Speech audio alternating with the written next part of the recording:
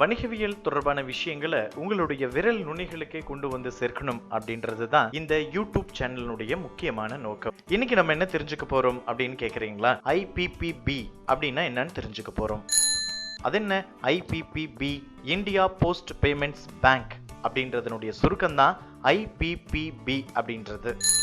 இது என்ன அப்படின்றத தெரிஞ்சுக்கிறதுக்கு முன்னாடி பேமெண்ட்ஸ் பேங்க் அப்படின்னா என்னன்றதை நம்ம கட்டாயமா தெரிஞ்சுக்கணும். நம்மளுடைய இந்திய ரிசர்வ் வங்கி சேவைகள் எல்லா தரப்பு மக்களுக்கும் போகணும் அப்படின்றதுல ஒரு நவீனத்துவமாக புகுத்திய ஒரு விஷயம்தான் பேமெண்ட்ஸ் பேங்க் அப்படின்றது. இந்த வகையான வங்கிகள்ல தனிப்பட்ட ஒரு நபர் கணக்குகளை தொடங்கி பணத்தை சேமிச்சு வைக்கலாம். இங்க வைத்திருக்கக்கூடிய பணத்தை அவர் வேறு எந்த வகையான சேவைகளின் மூலமாக கூட அவர் பயன்படுத்திக்கலாம். ஆனா இங்கிருந்து கடன் பெறுவதற்கான வாய்ப்பு இல்லை.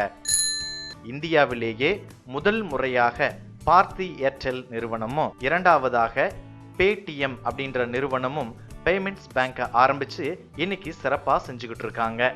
அந்த வரிசையில இந்திய அரசின் கீழே செயல்படக்கூடிய இந்திய அஞ்சல் துறையானது பேமெண்ட்ஸ் பேங்க் அப்படின்ற சேவையை ஜனவரி மாதம் 30ஆம் தேதியிலிருந்து தொடங்க இருக்காங்க. மக்களுக்கு எளிமையான வகையில பண வசதியை ஏற்படுத்தி கொடுக்கணும். ரெண்டாவது, இன்க்ளூசிவ் பேங்கிங்ல ஒரு முன்னோடியாக இருக்கணும். எஃபிசியன்சியான ஒரு பேங்கிங் நெட்வொர்க்கை ஏற்படுத்தி கொடுக்கணும் அப்படின்றது தான் இந்த சேவையினுடைய நோக்கம். இந்த பேமெண்ட்ஸ் வங்கியினுடைய சிஇஓவா AP சிங் அவர்கள் நியமிக்கப்பட்டிருக்காரு. ஆதார் திட்டத்தை செயல்படுத்தின குழுவினுடைய மிக முக்கியமான உறுப்பினர்கள்ல இவரும் ஒருத்தர்.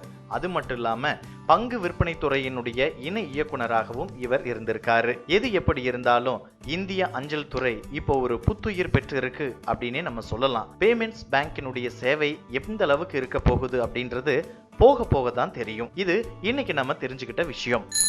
என்னங்க, இந்த வீடியோ பிடிச்சிருக்கா? அப்போ லைக் பண்ணுங்க. இந்த மாதிரியான வீடியோக்கள் நீங்க தொடர்ந்து பார்க்கணுமா?